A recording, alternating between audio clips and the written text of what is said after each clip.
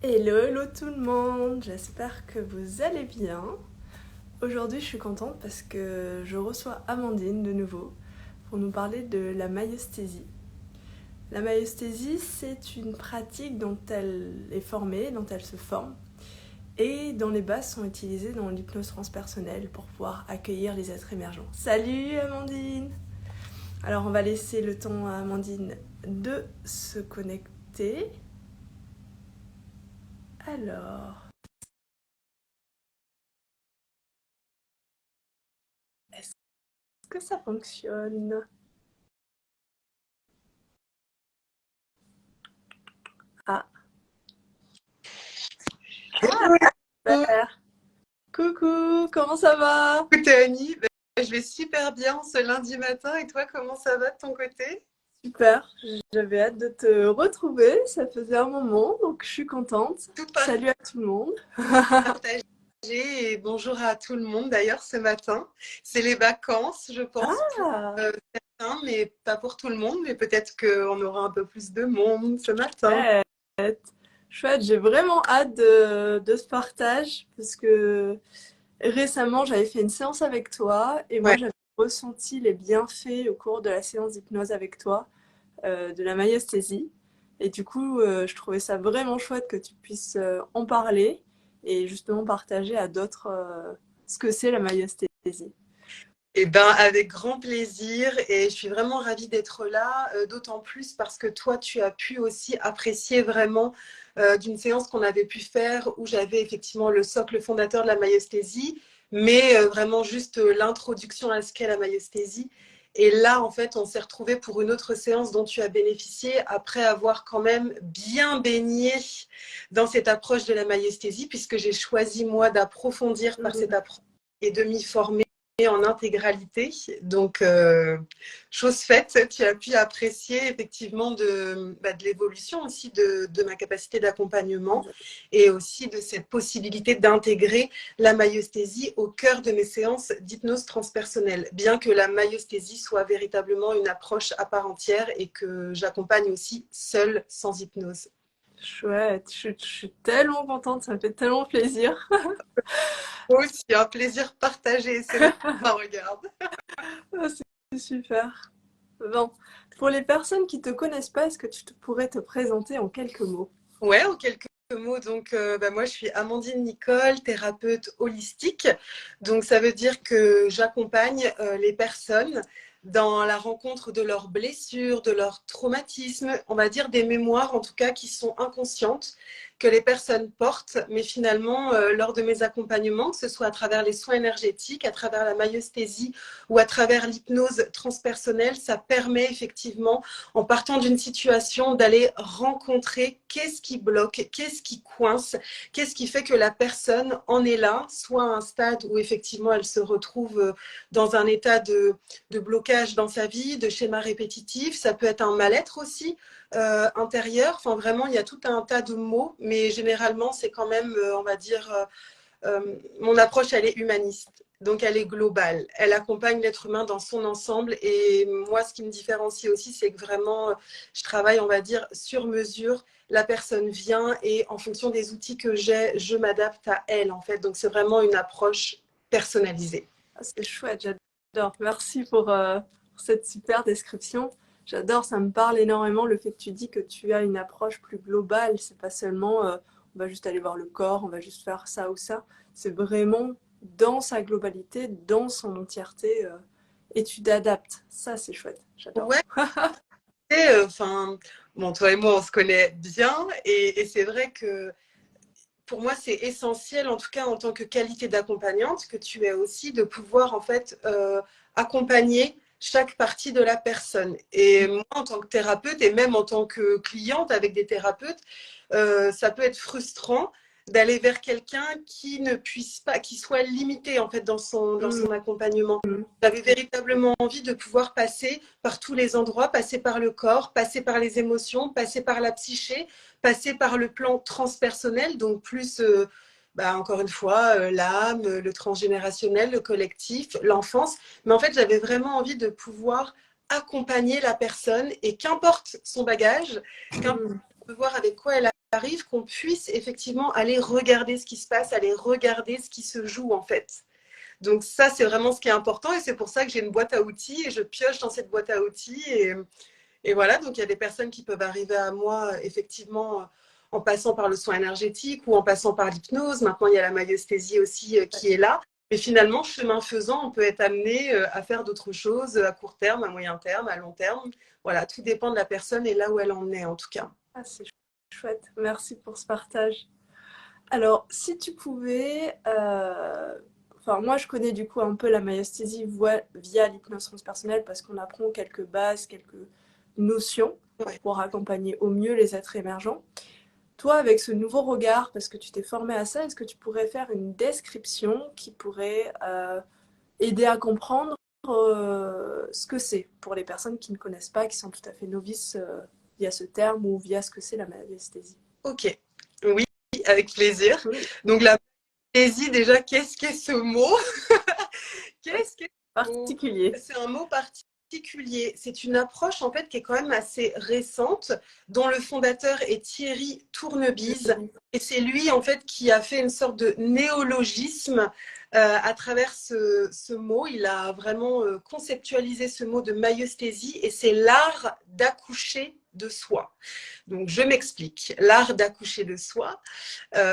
Chaque être humain est constitué de la somme de tout ce qu'il est, de tout ce qu'il a été et de tout son bagage hérité au niveau de ses parents, de ses ancêtres, également au niveau transpersonnel. Donc transpersonnel, c'est au-delà de la personnalité, donc ça peut être au niveau de l'âme et au niveau du collectif. Donc déjà, quand on parle de la maïeusthésie comme étant l'art d'accoucher de soi, c'est effectivement l'art d'aller rencontrer par un échange verbal, par un entretien qui est mené entre le thérapeute et entre le consultant, les mémoires cristallisées, les mémoires que la personne porte finalement. Quand je dis cristallisée, c'est la mémoire qui est portée, la mémoire qui a une charge de résonance et qui fait que ça peut coincer, que ça peut bloquer la personne, que ça peut la faire se sentir mal. Donc, à travers cet échange conversationnel mené par le thérapeute, on va aller rencontrer ce qui est inconscient chez la personne et qui coince. Donc, finalement, c'est une approche de psychothérapie intégrative, humaniste, holistique, basée sur une spiritualité qui est totalement laïque. Pas besoin de croire en quoi que ce soit. Vraiment, c'est laïque. Juste, on parle de spiritualité laïque parce que ça englobe la notion et la dimension de transpersonnel. Donc, on va bien plus loin que simplement la personnalité de l'humain à ce moment-là. Et donc, c'est basé sur le pilier de la communication et le pilier de la thérapie. C'est cette approche-là thérapeutique. Et la communication, c'est vraiment un socle fondateur de cette approche parce que c'est l'art d'être pertinent et de poser les bonnes questions au bon moment et d'accompagner vraiment la personne dans ce qu'elle a ressenti à ce moment-là, en fait. Comment elle s'est sentie plus que qu'est-ce qu'elle a vécu. C'est ce que l'on a ressenti au moment où on l'a vécu, qui s'engramme à l'intérieur de nous, qui se fige, qui se cristallise, comme moi j'aime à le dire, et dont on est porteur de traumatisme. Voilà.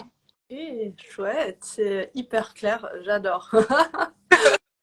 Et mon esprit synthétise. Parler, donc c'est un peu challengeant par moment de synthétiser, mais ça me semble essentiel de pouvoir justement aussi vulgariser en tout cas la pratique et l'approche, mais tout en transmettant quand même les subtilités parce que c'est une approche qui est très subtile et qui est basée plutôt sur la qualité d'être plutôt que le faire. On ne cherche pas à faire à travers un outil au regard de cette maïeusthésie, mais faire c'est un art. C'est pour ça que Thierry Tournebise, il a appelé ça un peu comme l'art d'être pertinent, l'art d'être communicant, parce que c'est un art en fait de pouvoir communiquer, être en relation en fait avec quelqu'un. Ça s'apprend en fait et c'est pas quelque chose qui est chose aisée et qui est donné comme ça comme un talent naturel à tout le monde parce que c'est difficile pour tout à chacun d'être en communication et là en fait on va vraiment rencontrer la personne à ce moment-là de sa vie.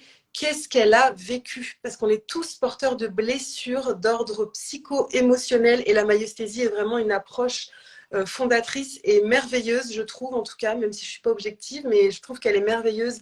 Et c'est pour ça que j'ai décidé de m'y former, parce qu'elle permet vraiment d'aller accompagner des traumatismes, des blessures, des mémoires d'âme, des blessures émotionnelles, des blessures sociales, des blessures d'enfance, des blessures dont on est conscient ou pas conscient, avec beaucoup de délicatesse.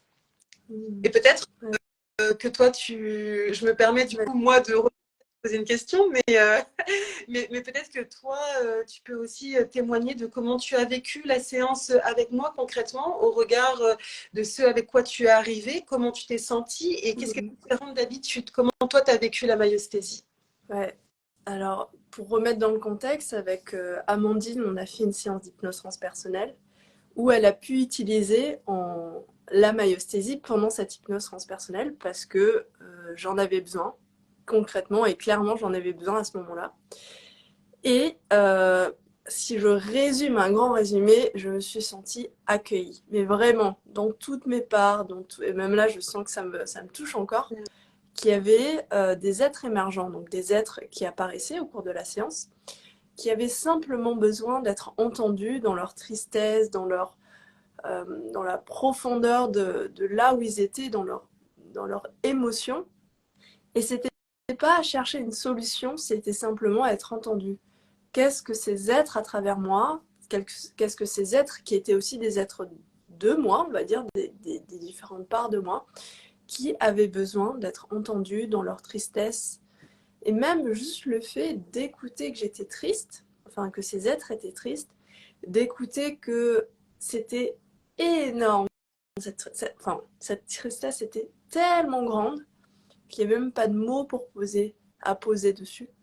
Juste le fait d'avoir été entendu, de pouvoir échanger sur cette tristesse, a fait que ça m'a permis de libérer. J'ai senti comme ça clairement une libération. Et même là, je sens que ça me travaille un peu encore. Une libération de l'émotion, et aussi des compréhensions sur pourquoi c'est là. Il y avait ce côté vraiment accueil. Moi, que j'ai retenu énormément, ce côté accueil qui a pu être... Cette tristesse, en fait, elle a pu être comme transmutée, vu qu'elle a été écoutée, entendue, vu qu'il y a eu des mots qui ont été échangés, vu qu'il y a aussi eu l'origine, d'où venait cette tristesse, comment elle s'est développée, et aussi aller en profondeur, parce que au début, ça semblait être sur le corps, mais en fait, c'était aussi bien à l'intérieur, dans le cœur. Et ça aussi, c'est impressionnant, parce que parfois, on a l'impression que c'est juste, à dire, l'émotionnel de la personne, mais parfois, ça peut vraiment entrer, ça peut être engrammé dans les organes, dans la matière, mais d'une autre manière qui est parfois surprenante. Pour moi, en tout cas, c'était une surprise. Et en même temps, quel soulagement de pouvoir exprimer ça qui était là depuis très longtemps, peut-être. Ouais. Soulagement d'avoir été accueilli. C'était vraiment pas dans le faire, là, pour le coup, c'était vraiment dans l'écoute. C'était là à l'écoute, à m'accompagner, à aller voir ce qui se jouait. Et j'allais voir par moi-même, et en même temps, par cet échange, ça permettait de libérer des couches progressivement et d'aller de plus en plus en profondeur pour aller voir l'origine de ce qui se passait. Et à aucun moment, je me suis sentie brusquée, frustrée, etc. C'était vraiment tout en douceur. Et ça, j'adore. C'était vraiment... J'étais comme sur un... C'est bizarre à dire. J'étais en train d'extérioriser de la tristesse, mais comme si j'étais sur un petit nuage. Je savais que j'étais accompagnée, je savais que je me sentais en sécurité d'aller voir ce qui se jouait un peu plus en profondeur. Donc il y a vraiment ce côté, moi, que je trouve englobant, chaleureux, accueillant, même si c'était une émotion plutôt lourde et négative qui était là depuis un moment. Donc c'est comme ça que j'irais. Vraiment, moi, le mot, c'était accueillir, se sentir accueilli. Ouais, et hyper. Enfin, merci pour ton retour sur l'expérience qu'on a vécue ensemble. Parce que pour moi, la maïesthésie, c'est vraiment ça. C'est le thérapeute, dans sa qualité d'accompagnant, il est là vraiment pour accueillir en fait la personne dans ce qu'elle vit à ce moment-là.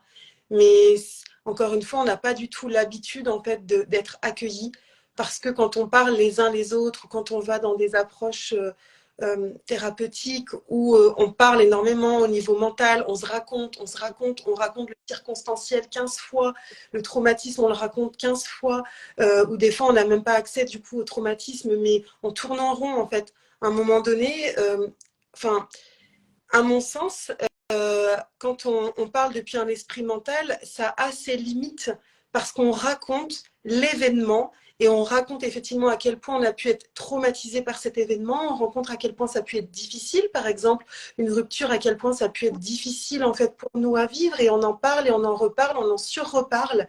Mais à un moment donné, en fait, à aucun moment, lorsqu'on n'est pas formé à cette approche de la rencontre de cœur à cœur et d'être à être, c'est d'aller rencontrer la personne au moment où elle a vécu cette rupture, comment elle s'est sentie. Parce que ça se trouve, c'est une rupture qui a eu lieu il y a 10 ans. Et elle est toujours bloquée, en fait, cette personne, sur cette rupture qui a lieu il y a 10 ans. Et elle en parle 10 ans après, avec son regard, avec là où elle en est, avec ce qu'elle porte en termes de blessures, de bagages émotionnels, etc., etc.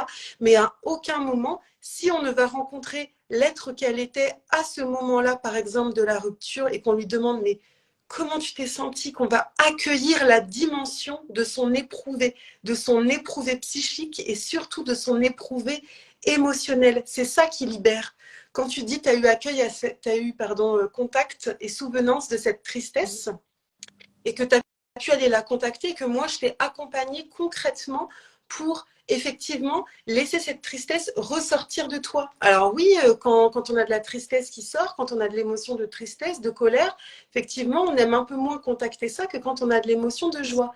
Et pourtant, tandis que l'émotion de tristesse ressortait, tandis que je t'accompagnais dans cette mémoire-là, tu te sentais en sécurité et tu te sentais profondément accueilli. Et c'est ça, en fait, qui a été libérateur. C'est pas le fait de vouloir solutionner cette tristesse, c'est pas le fait de vouloir l'annihiler et l'empêcher, lui dire mais c'est pas grave, mais non, mais c'est pas grave, mais t'inquiète pas, il y a une solution. Regarde, aujourd'hui t'es triste, mais demain ça ira mieux. L'être, quand il vit ça, il s'en fout que demain ça ira mieux. À cet instant T, il est profondément triste, il s'en fout que demain ça ira mieux, en fait.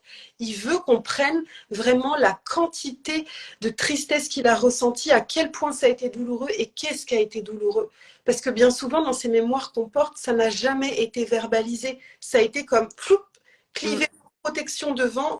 Ouh là là, il faut bien protéger ça parce que vraiment, si je laisse sortir l'émotion, soit je vais virer folle, soit je vais mourir. C'est comme ça que fonctionne en fait la psyché dans sa mécanique intérieure. Et l'accueil, c'est vraiment quelque chose, c'est la base. C'est la base de cette maïeusthésie, c'est qu'il n'y a pas de distance entre le thérapeute et le client, le consultant. Il n'y a absolument pas de distance. Il n'y a pas oh, la bonne distance, il ne faut pas trop, vu que moi, je suis la thérapeute, il faut quand même que je reste un retrait. Non, c'est ça qui fait que justement ça fonctionne bien. C'est que moi, je suis là à cœur ouvert et la personne, elle est là à cœur ouvert en face et moi, je l'accompagne au regard finalement puisqu'elle est en mesure de pouvoir descendre de plus en plus dans son inconscient. On part d'une thématique avec laquelle elle arrive, donc de quelque chose qui est très conscient pour la personne, mais peut-être qu'en séance, ce qui va ressortir, elle n'en a jamais eu connaissance et jamais eu accès, parce qu'on flirte entre le conscient et l'inconscient dans cette approche, comme en hypnose. On part de quelque chose de conscient, on va à la rencontre de cet inconscient, et en fait, on descend, on descend, on descend, et à un moment donné, il y a des sas, il y a des seuils où la personne, là, il y a quelque chose qui se fait, il y a une rencontre, il y a un accueil d'être à être qui se fait, il y a une libération qui du coup naturellement se fait parce que comme la personne, elle a rencontré ce qui coinçait ici à cet endroit, une fois que l'être a pu parler et dire comment il s'est senti, ça se libère. Donc ça fait de la place, la personne peut descendre un peu plus pour avoir accès à un autre sas, à une autre couche, mais si elle n'est pas prête à ce moment-là à aller plus loin, on s'arrêtera là pour aujourd'hui. C'est pas moi qui contrôle et qui décide jusqu'où on va, parce que tout ça, c'est toutes les mémoires dont chaque être humain, nous sommes constitués. Et au fur et à mesure, on fait le travail. C'est ça le travail des blessures et le travail de l'ombre, c'est descendre, descendre, descendre, jusqu'à les remonter, les mettre en lumière pour qu'elles remontent et qu'elles reviennent en fait dans la partie du conscient ici. C'est chouette. Ouais. J'aime beaucoup cette idée que c'est pas toi qui décide jusqu'où tu vas, mais c'est simplement un accompagnement à la personne. C'est la personne qui sait jusqu'où elle peut aller, enfin inconsciemment. C'est pas toi qui va forcer à dire allez viens on va travailler en profondeur cette blessure. Non, déjà tu sais pas forcément ce qui va émerger Ouais, et ça aussi c'est incroyable et en fait toi tu as juste tous les outils pour accompagner au mieux la personne dans cette exploration au final de soi, de ses propres parts, de ses propres profondeurs. Euh, mais j'aime beaucoup le fait que tu es aligné avec la personne et que vous descendez progressivement. Et si c'est plus le moment, s'il n'y a plus rien à aller voir, hop, on remonte, c'est c'est ça. fini. On y va ensemble. En fait, on est véritablement une équipe. Mm. On est en collaboration tout au long de cet accompagnement. Et en fait, ça se fait très simplement à travers la parole. Et c'est vrai que c'est assez difficile finalement de pouvoir en parler de ce qu'est la maïeusthésie parce que c'est une Mm. expérientielle qui se vit. Chaque séance est différente. La seule chose que moi je puisse apporter et qui est dans cette approche ma plus belle qualité, c'est ma présence, la qualité de ma présence qui permet vraiment d'être là pour la personne comme peut-être on n'a jamais été pour elle. Ouais, Peut-être qu'elle n'a jamais été entendue comme ça. Peut-être qu'elle n'a jamais été rencontrée, cette personne, à ce moment-là. Et moi, je suis là pour elle, à chaque instant, pour être présente vraiment avec tout mon amour, toute ma qualité essentielle de mon essence, de ma présence. Et c'est ça qui va quelque part venir apporter une proximité et une rencontre. C'est ça, c'est parce que moi, je vais être présente et que la personne, elle est présente à elle-même, mais qu'elle n'est pas consciente qu'il y a tout ce bagage-là qu'elle porte. C'est ma présence et sa présence qui va inviter tous les êtres, toutes les mémoires qui sont en elle à remonter. Et on va dire que la mémoire, le dossier là, qui est sur le haut de la pile au niveau du bureau, mm. bah, celle qui doit sortir, elle va sortir ce jour-là. Parce que finalement, c'est le dossier qui doit être traité en priorité. Et que même s'il y a plein de mémoires et que la personne, elle arrive avec quelque chose et elle se dit, bon, moi, j'aimerais bien aller travailler sur tel ou tel domaine de ma vie, mais peut-être qu'avant d'accéder à ce domaine de sa vie qui est problématique, il y a autre chose à rencontrer avant. Parce qu'il y a un dossier qui demande à être traité avant d'aller atteindre le deuxième dossier et le dixième qui est tout en dessous. Mais le dixième, peut-être que c'est la mémoire d'origine mais qui fait qu'il y a eu plein d'effets secondaires et on va dire qu'il y a eu d'autres problématiques qui sont sorties dans la vie de la personne. Exemple, des problèmes de santé, ça peut défiler en cascade. Une personne peut arriver en me disant, bon, je mets quand même je pose les bases, je ne suis pas médecin. Donc, une personne qui arrive avec des problèmes de santé, moi, je vais à aucun moment poser un diagnostic ou quoi que ce soit. Mais par contre, on se rend compte que le corps, il a aussi une conscience, il a une mémoire et qu'il somatise énormément de choses et que justement, en thérapie, en passant par la dimension du corps, on peut se rendre compte que bien souvent, ce sont des choses qui n'ont jamais été dites et ce sont des émotions qui sont bloquées ou ça peut être des mémoires dont on a hérité de par la lignée d'incarnation dans laquelle nous sommes, par notre famille, tout comme des maladies de santé, des maladies auto-immunes, des problématiques peuvent aussi arriver depuis la dimension transpersonnelle, donc depuis la dimension de l'âme, karmique en d'autres termes, et parfois des mémoires collectives. Les hommes, les femmes, les mémoires de la lignée des hommes, les mémoires de la lignée des femmes, les mémoires d'un pays, les mémoires d'une culture, les mémoires d'une tradition. On porte tout ça. Et tout ça, finalement, c'est ce qui fait partie de notre inconscient. Mais si on ne le sait pas, si on n'en parle jamais, si on ne va jamais se rencontrer à ces endroits-là, bah on continue de vivre comme si de rien n'était et on subit.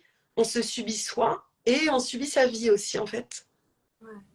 Comme, du coup, quelque part, il y a un peu cette reconnexion à soi aussi, cette reconnexion à la vie, de pas subir la vie, mais de la vivre pleinement et d'aller voir ce qui se joue pour pouvoir progressivement s'en défaire et aller au-delà de ce que l'on pourrait subir par l'inconscient. Ouais, Même si, au-delà de ce qu'on porte, effectivement, comme tu dis, c'est primordial de pouvoir retrouver justement sa responsabilité à cet endroit-là et de se dire, bon, bah, ok, moi je vois qu'il y a des choses qui ne sont pas alignées, qui dysfonctionnent, qui ne sont pas en accord avec ce que j'aimerais être, qui ne sont pas en accord avec la vie que j'aimerais vivre. Mais à cet endroit-là, c'est est-ce que du coup je m'autorise à y aller? Est-ce que je m'autorise à aller rencontrer ce qui fait que je ne suis pas alignée de moi à moi-même et donc de moi à la vie que je souhaite vivre, créer, recevoir. Et en fait, c'est venir retrouver cette responsabilité, reprendre le pouvoir vis-à-vis de soi et ne pas rester dans ce fameux triangle dramatique de Cartman entre il y a une victime, il y a un sauveur, il y a un bourreau. Si on reste là-dedans, finalement, on peut jouer le scénario ad vitam aeternam. À un moment donné, pour sortir de ce cercle vicieux-là, c'est une invitation à dire « Ok, stop, moi je ne consens plus à la posture de victime.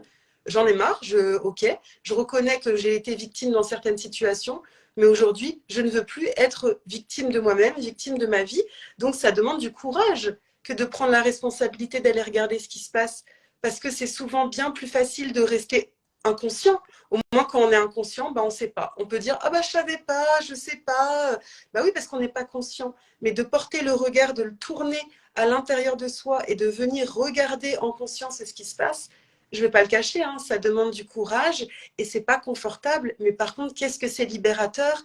Et je pense qu'on peut être deux à en témoigner de qu'est-ce que c'est libérateur et à quel point on retrouve une sécurité vis-à-vis de soi-même, vis-à-vis de la vie, une confiance, une estime et une niaque, en fait, un élan de puissamment, quoi, une envie d'avancer et de pas en découdre et de mordre la vie à pleines dents, quoi, c'est ça.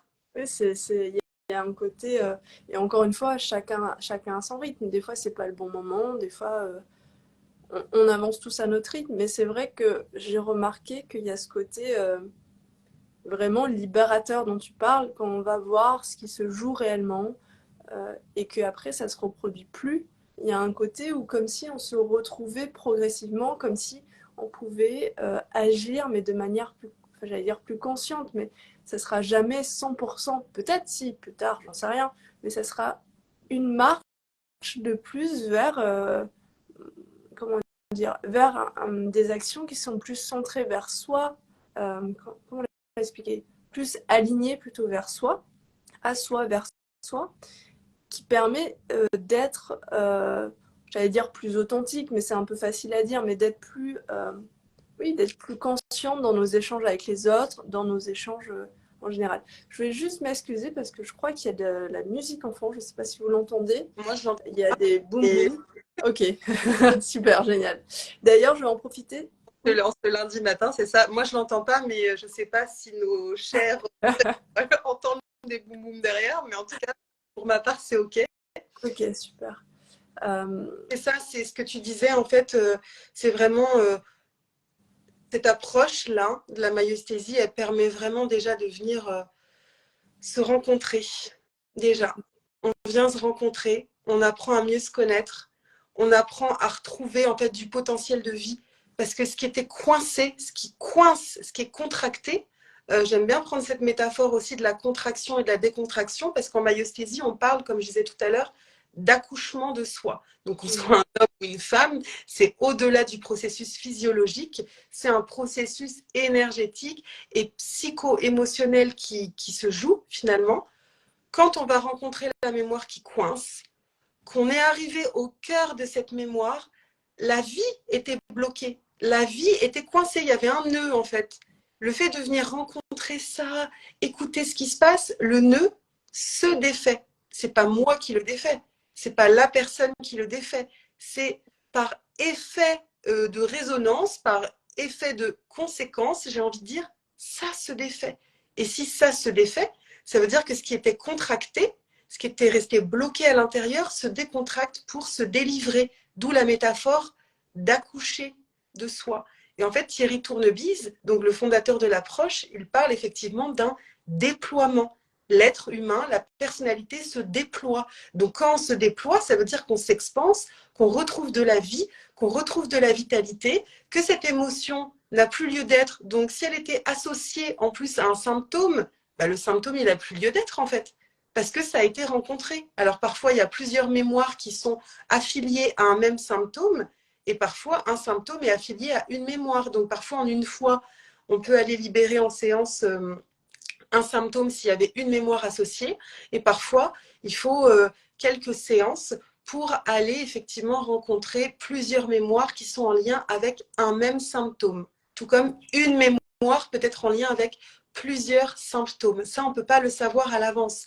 Mais la maïeusthésie, c'est pas une psychanalyse pendant 10 ans, hein. C'est évident. On est plutôt sur des thérapies qui sont brèves et c'est la personne qui ressent à quel moment voilà, elle en a besoin et quand est-ce qu'on peut continuer à y aller. Mais dans tous les cas, ça fait du bien en fait. Ça fait du bien. Il y a, je peux pas promettre quelque chose derrière dans tous les cas. Enfin, pour moi, quiconque promet quelque chose derrière, déjà, c'est biaisé parce qu'on peut pas le savoir qui on est pour dire ce qui va se passer derrière. Par contre, je sais par expérience, pour l'avoir expérimenté sur moi, avoir reçu des séances de maïesthésie avec mon formateur, avec d'autres praticiens, waouh, c'est puissant. C'est une approche qui est puissante parce qu'elle est pertinente. Qui dit pertinente dit aller au bon endroit. Donc, dit aller au cœur de la mémoire, rencontrer ce qui s'est vraiment passé. Et ça fait du bien. On se sent... il y a une notion de paisibilité, de sérénité, de quiétude, de soulagement qui, de facto, arrive en fait après la séance, finalement. Et les personnes, des fois, me disent, mais oui, mais du coup, moi, ce que je veux dans ma vie, c'est une solution. Mais en fait, tant qu'on n'a pas été libéré, ce qui bloque au niveau des mémoires, au niveau des émotions, au niveau du psychisme, tout ce qui peut bloquer dans le corps, etc., tant qu'on n'a pas été rencontré ça, on ne peut pas avoir le potentiel de discernement, d'énergie, d'alignement nécessaire pour trouver des solutions dans sa vie. On ne peut pas en fait aller en coaching avec tout son bagage traumatique qui n'a pas été traité en thérapie avant en fait. C'est pas possible. À un moment donné, on ne peut pas être un porteur et un meneur d'action aligné avec ce qu'on est et avec ce qu'on souhaite et créer la vie à notre image si on n'a pas été rencontrer toute cette dimension inconsciente en thérapie. Et ça, c'est quand même important à mon sens de le dire. Ça me paraît très logique du coup.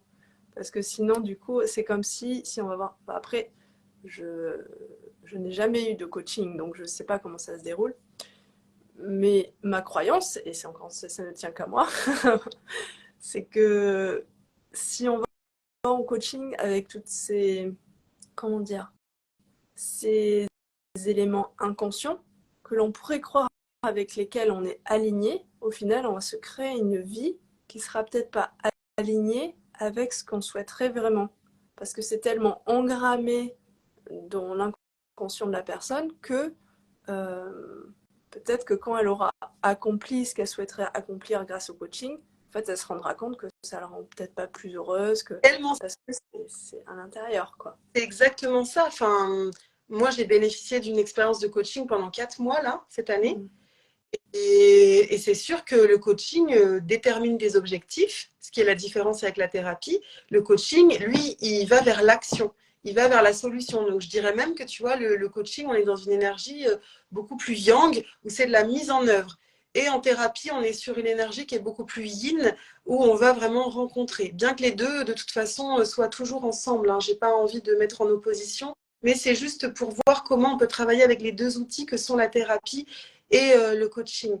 Et donc, c'est bien pour ça que je me permets là de parler du coaching, parce qu'on ne peut pas créer une vie à son image tant qu'on n'a vraiment pas été rencontré tout ce qui coince à l'intérieur, tout ce qui est inconscient. Mais si c'est inconscient, on ne peut pas le savoir, en fait, bien évidemment. Qui dit inconscient, dit non visible, dit non porté à la lumière, dit non porté au regard, dit non porté à la conscience. Donc, en fait, on avance, tambour battant, ah bah mince, j'essaye de changer de travail, mais j'y arrive pas, j'arrive toujours à un plafond de verre et j'arrive pas à mener à bien mes objectifs, j'ai des problèmes avec l'argent, dans mon couple, finalement, j'attire toujours des relations à moi avec des hommes ou avec des femmes, finalement, qui ne me conviennent pas, toujours dans le même schéma. Je porte une tristesse infinie depuis moult années et je ne sais pas d'où ça vient. Donc, à quel moment, tandis qu'on porte tout ça, on peut créer une vie en fait à notre image? Bah, on ne sera pas à notre plein potentiel. On va mettre beaucoup d'énergie pour créer cette vie à notre image, mais finalement sans être véritablement jamais satisfait et périn, ni périn là-dedans. Du coup, effectivement, il y a plusieurs approches qui permettent d'aller rencontrer la dimension de l'être dans toutes ses facettes, dans toutes ses parts, dont l'hypnose transpersonnelle qu'on pratique toutes les deux, dont la maïeusthésie que je suis en train de déployer parce que je trouve ça vraiment fabuleux comme approche et de toute façon maintenant elle est intégrée par essence dans mes séances d'hypnose transpersonnelle Et j'aime beaucoup parce que pour avoir expérimenté beaucoup d'approches, je trouve, et tu l'as souligné tout à l'heure, que la maïeusthésie, on y va vraiment en délicatesse. Vraiment, on peut parler de choses qui sont très graves, qui ont été très traumatiques, mais il y a tellement de délicatesse à cet endroit-là que ça, c'est libérateur pour la personne. Il y a de la délicatesse, il y a de la qualité de présence, il y a de l'ouverture de cœur. Donc, finalement, c'est l'essentiel, c'est ce qu'on est par essence intrinsèque. C'est super beau. Ça me parle, ce côté. On va pas retraumatiser la personne, ça, c'est pas le but. On va juste être à l'écoute de son ressenti au moment où elle a vécu cette expérience qui peut-être pour quelqu'un d'autre n'a pas été traumatique, mais pour elle, pour cette personne, à ce moment T, elle a vécu quelque chose qui s'est engrammé. Et toi, grâce à la myesthésie, tu vas pas dans le circonstanciel, tu vas plus dans OK, là, comment tu te sens, euh, vraiment dans l'écoute de ce qui émerge à la Ouais, personne. et c'est ça, c'est se rendre compte à quel point ce que la personne a vécu à ce moment-là, dans cette mémoire-là, ça a pu être difficile pour elle, à quel point elle aurait peut-être voulu être soutenue et qu'elle n'a pas reçu de soutien, qu'elle n'a jamais reçu de soutien. Et que là, à cet endroit-là, c'est peut-être une part d'elle quand elle avait 2 ans, 3 ans, qu'aurait aimé être soutenue par ses parents et qui n'a pas été soutenue. Et aujourd'hui, ça a conditionné l'adulte qu'elle est, à tel point que du coup, peut-être, sa problématique, c'est qu'elle n'a pas confiance en elle, cette personne, et qu'elle a séance. J'ai pas confiance en moi. Bah ouais, peut-être que du coup, chemin faisant, à travers l'entretien que je vais mener avec cette personne, peut-être qu'on va arriver en fait à un être d'elle, à 2 ans, 3 ans, où elle n'a pas été soutenue à ce moment-là. Et ça a généré mais un traumatisme hyper profond.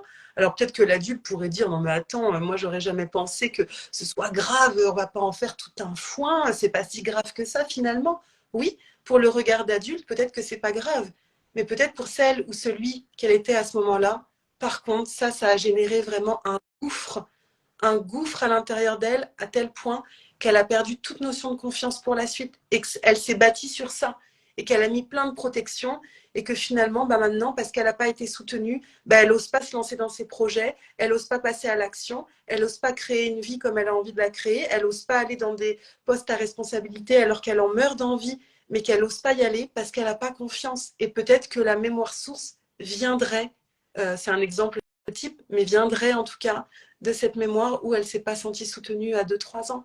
Et d'aller rencontrer cet enfant-là à 2-3 ans et lui demander, dans toi, qu'est-ce que tu éprouves là, à cet endroit-là? Comment tu te sens? Et que la personne soit en mesure de pouvoir vraiment retranscrire comme ça, parce que finalement, on ne passe pas par l'hypnose, encore une fois, c'est vraiment spontané.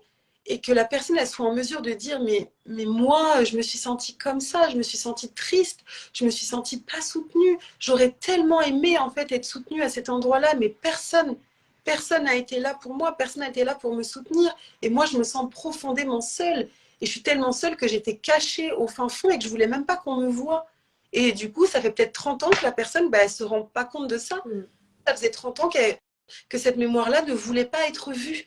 Mais qu'aujourd'hui, il y a tellement de choses qui bloquent, qui bloquent dans la matière que la personne, elle se rend bien compte que là, ça y est, les blocages, finalement, sont simplement le chemin, le fil conducteur qui va amener la personne à aller consulter pour rencontrer cette mémoire. Donc finalement, nos blocages, quand on les regarde, on se dit, oh là là, mais ça m'enquiquine d'avoir ces blocages parce que ça me bloque et je ne peux pas avancer plus loin avec moi-même ou dans ma vie. Donc moi, ça ne m'arrange pas et je me sens vraiment victime de la vie à cet endroit-là.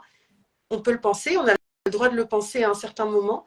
Et c'est là où j'inviterai les personnes, du coup, à reprendre leur pouvoir créateur, leur responsabilité et se dire, OK, OK, je me sens bloquée, mais du coup, se servir de ça comme un indice pour pouvoir revenir à soi et à aller consulter, que ce soit avec moi, avec toi ou avec un autre praticien proche qui conviendra à cette personne pour, depuis ce schéma de blocage, tirer le fil et remonter en fait à la source de ça.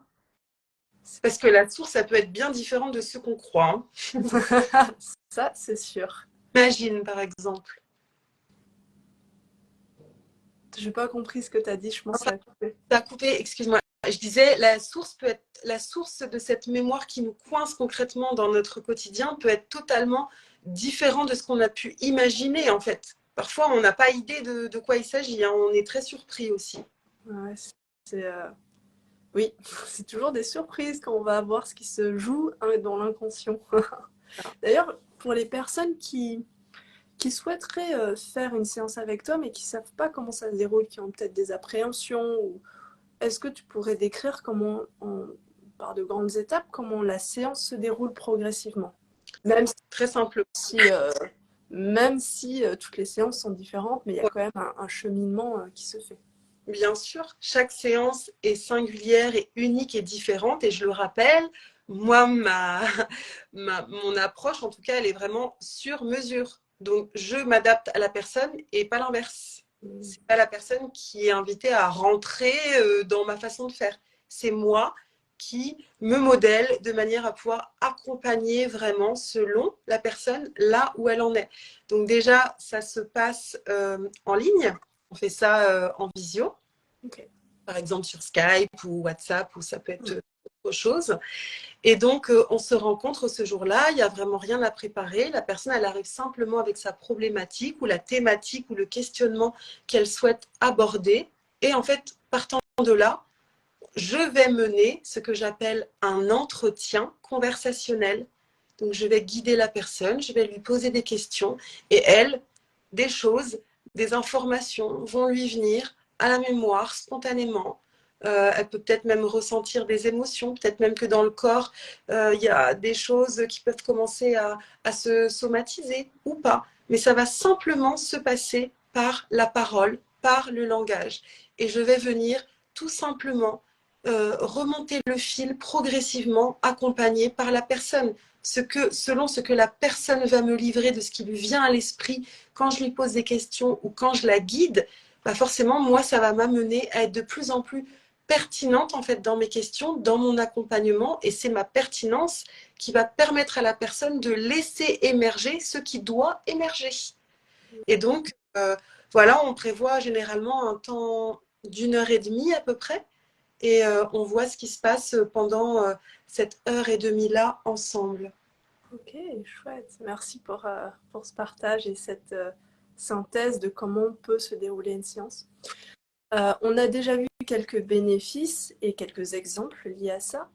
Moi, j'aimerais savoir, c'est quand est-ce qu'on sait qu'on... Enfin, après, je suppose que chacun a sa manière de penser, mais quand est-ce qu'on sait que c'est le bon moment, par exemple, pour une séance? Est-ce que tu aurais des exemples ou ouais, quand est-ce que tu as senti que tu devais faire une séance? Ok, bah, en fait, pour moi, à cet endroit-là, le bon moment, c'est celui qu'on a envie de créer, en fait, comme étant le bon moment. À quel moment on a envie de prendre soin véritablement de soi et quand est-ce qu'on se sent prêt pour aller se rencontrer. Mais parfois, on peut passer une vie sans se sentir prêt à y aller. Donc déjà, si ça parle dans le cœur, si ça résonne, si la personne elle se sent sensible à ce que je peux témoigner, à ce qu'on peut exprimer aujourd'hui, c'est que la personne, elle est prête. Il n'y a jamais, à mon sens, en tout cas, véritablement de bons moments. Maintenant, il peut y avoir des indices, par contre, dans notre vie, qui nous montrent que là, va peut-être falloir aller s'occuper de soi, parce que quand même, il y a pas mal de choses qui conspirent en ce sens pour nous montrer que, bon, par là, c'est pas fluide, par là, c'est pas comme on voudrait, par là, ça semble un peu dysfonctionner. Donc, ça serait à cet endroit-là une invitation pour aller se rencontrer et pour aller consulter.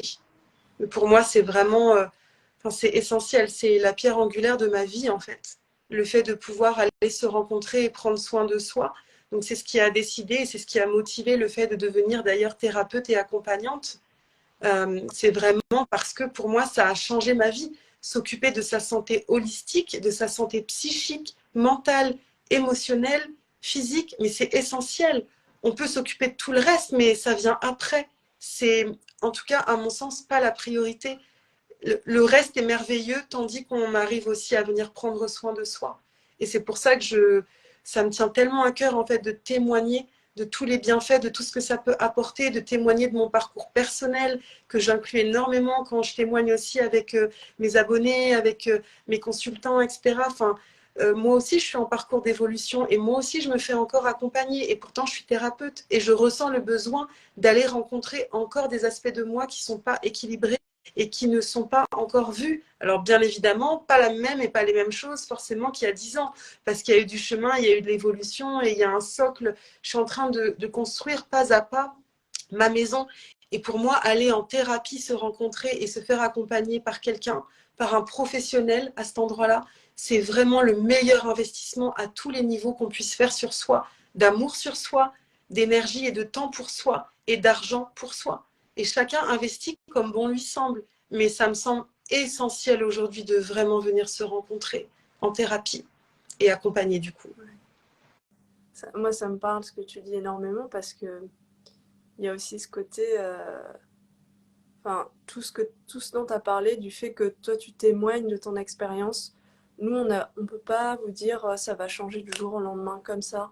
Il y a vraiment ce côté, nous, on va faire au mieux avec les outils qu'on a. Comme vous allez faire au mieux. On va se rencontrer à ce moment, durant une séance, à ce moment, à cette période. Et après, nous, on peut pas vous dire, ok, là, ça va changer votre vie. Peut-être s'il y a des actions qui sont mises en place derrière, etc. Mais il y a tellement de choses dans l'inconscient, il y a tellement de choses de l'univers, enfin ce qu'on pourrait appeler l'univers, la source, je sais pas, ou même juste dans les connexions des uns aux autres, qui font qu'on peut pas prédire à 100% que ça va changer. Nous, ce qu'on peut vous dire, c'est, en tant que thérapeute, c'est déjà vous partager notre expérience. Il y a beaucoup de thérapeutes qui sont devenus thérapeutes parce que justement ça avait bougé pour eux. Enfin, en tout cas, moi je parle pour ma part, moi je suis devenue praticienne en médecine symbolique et hypnose transpersonnelle parce que moi j'avais eu des changements concrets dans ma vie, ça avait ouvert de nouvelles portes, ça m'avait permis de voir autrement la vie et peut-être pour toi aussi justement dans ce que tu partageais, toi tu as ressenti des bénéfices après avoir fait des séances et C'est en fait, comme tu dis, pardon, non non vas-y. c'est ça, c'est pas une séance d'une thérapie une fois qui va tout résoudre. Bien évidemment que non, il faut quand même être effectivement lucide à cet endroit-là.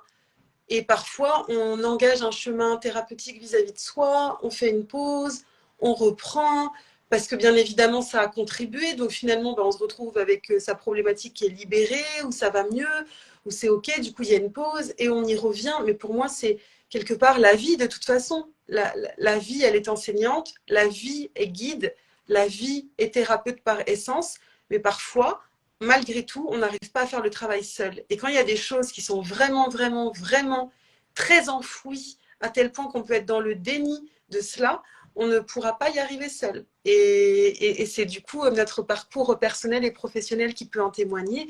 Et c'est bien pour ça qu'on est là pour accompagner. C'est bien pour ça que notre cœur de compétence et notre métier existent et qu'on l'a créé aussi à notre image et à notre façon pour pouvoir accompagner sur nos cœurs de compétences à tout à chacune. Et que du coup, chacun accompagne aussi à son image, selon sa personnalité, selon son vécu, et que c'est quand même vraiment, vraiment rassurant et encourageant de pouvoir être accompagné par quelqu'un qui a déjà fait le chemin et qui est aussi engagé sur ce chemin.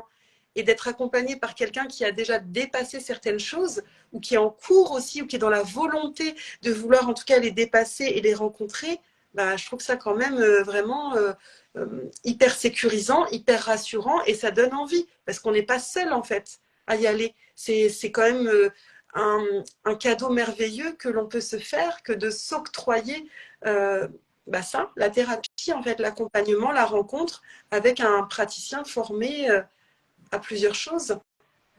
Ouais, Bien. pardon. Avec lequel on se sent bien et avec qui on a envie de se faire accompagner, avec lequel on se sent en confiance. Oui, exactement. Je pense qu'il y a vraiment ce côté, quand vous choisissez un praticien, regardez son site, voyez s'il y a des vidéos, regardez comment il parle, etc. On Vous sentez l'énergie, oui. Enfin voilà, on est chacun différent. Je veux dire, moi j'ai une personnalité, tu vois, assez solaire. Ouais. Enfin, voilà, soit on aime, soit on n'aime pas. C'est Exactement. douceur. Donc il y en a qui veulent des personnalités un peu plus masculines, un peu plus péchues. Enfin voilà, tout dépend ce dont on a besoin. Il y en a pour tous les goûts, toutes les couleurs. Exactement, et c'est ça qui est chouette, c'est que vous pouvez justement, il y a une palette déjà de pratiques, il y a une palette de praticiens, à vous de trouver ce qui vous convient le mieux pour se sentir en sécurité, pour se sentir accueilli dans le temps de la séance, quoi. Et expérimenter, de toute façon, il n'y a rien à perdre, il n'y a rien à craindre. C'est une question d'expérimentation et de toute façon, c'est cela pour moi aussi l'essentiel et le cœur de cette approche qu'est la myosthésie, c'est l'expérience, l'expérientiel. C'est une approche expérientielle. Elle se vit, elle ne peut pas se raconter, elle ne peut pas se narrer. Je peux en témoigner aujourd'hui, je peux donner, comme là je l'ai fait, des exemples, des bienfaits, avec quoi on peut arriver en séance, comment moi je peux accompagner au mieux en séance. Mais en fait, elle se vit. C'est comme la vie. Je ne peux pas là la prédire de ce qui va se passer, comment, quand, parce qu'en fait, c'est ensemble. On est dans un moment de rencontre. Donc, c'est un moment, on est à un endroit où le temps n'existe pas, où on est en dehors du temps, où tout se joue à cet endroit-là, le passé, le présent, le futur. On est à un espace intemporel en séance de myosthésie. Donc, c'est pour ça qu'on peut avoir accès à toutes les informations et qu'on peut avoir accès à toutes les émotions qui ont pu être vécues, qui ne sont pas encore vécues, qui sont en cours d'être vécues, etc. Parce qu'on est en dehors du temps. Et c'est pour ça que cette approche, elle est expérientielle. Parce qu'on la vit ensemble. Donc moi, la seule chose que je peux dire, c'est une invitation à essayer, en fait, à vivre une séance, voir ce que ça fait et voir ce que ça donne, Et voir tout simplement. si ça Et convient ou voir pas. si ça convient, tout à fait. C'est chouette. Si vous avez des questions, justement, c'est le moment. Amandine, toi, si tu as quelques derniers mots à dire pour conclure, s'il y a des questions, on va y répondre. S'il n'y a pas de questions, on va conclure ici. En tout cas, moi, je voulais juste te remercier aujourd'hui pour cette nouvelle invitation et vraiment, j'espère que ça a pu répondre, apporter en tout cas des éléments peut-être un peu plus concrets, un peu plus pragmatiques sur ce qu'est cette approche de la myosthésie et cet art. Pour moi, c'est un art véritablement. Et c'est un art avec lequel on peut œuvrer avec beaucoup d'éloquence, avec beaucoup de délicatesse. Encore une fois, avec une communication profonde, sincère, authentique, avec une pertinence et une véritable rencontre. Donc c'est une approche qui me correspond totalement et c'est pour ça que j'ai choisi vraiment, j'ai fait le choix que d'approfondir cette approche et d'aller jusqu'au bout de la formation. Et c'est la vie qui m'a guidée vers ça. Et je serais vraiment très heureuse de vous rencontrer en séance, de vous accompagner et de vous faire vivre aussi ma passion à travers cette approche qu'est la myosthésie. Chouette, merci pour ce partage. Moi, je suis très heureuse de t'avoir accueilli et d'avoir pu discuter de ça parce que moi, pour l'avoir vécu avec toi, c'était incroyable. Enfin, si, c'est incroyable, mais c'était une expérience tellement particulière et vraiment dans cette douceur, ouais, dans cette douceur de ce qui émerge, dans cette douceur de l'accueil. Ouais, il y a vraiment ce côté un peu cocooning, Ouais. même si on va travailler quelque chose de dur, quoi, de présent depuis longtemps, de dur. Donc voilà, moi, ça me tenait à cœur de pouvoir partager ça à d'autres personnes. Si ça les inspire, si vous avez envie de contacter Amandine ou un autre praticien, je ne sais pas, il y a peut-être d'autres praticiens si vous voulez aller sur place, mais Amandine, elle vous accueille en ligne. Le travail, c'est le même, que ce soit en ligne ou pas en ligne. Donc, Mais tous les plats. d'une séance, de toute façon, elle n'est jamais déterminée par le fait que ce soit en présentiel ou en ligne. C'est vraiment, on peut être à 5000 km et être totalement présent pour l'autre, et on peut être en face à face de quelqu'un et passer à côté de la rencontre et de la thérapie, en fait. Donc, c'est vraiment une question d'énergie et de rencontre, encore une fois, une rencontre d'être à être. Et que je sois là à côté de toi ou pas. D'ailleurs, nous, on est à 500 km et c'est pas pour autant, je pense, que tu t'es senti, que tu as senti en fait une distance, il n'y en avait pas. Parce que dans cette approche, comme je l'ai dit, la meilleure position pour le praticien et la meilleure distance, c'est quand il n'y en a pas. Donc moi, je ne mets aucune distance entre moi et mes accompagnés. Ouais. Sachant que moi, j'avais fait une séance en ligne, du coup, enfin, vu que c'était en ligne. Complètement. Donc, il y avait. Et, Et j'ai quand même ressenti. et on était en ligne et en fait, ouais, il y avait une présence de cœur à cœur, quoi. Ouais, c'était tellement beau.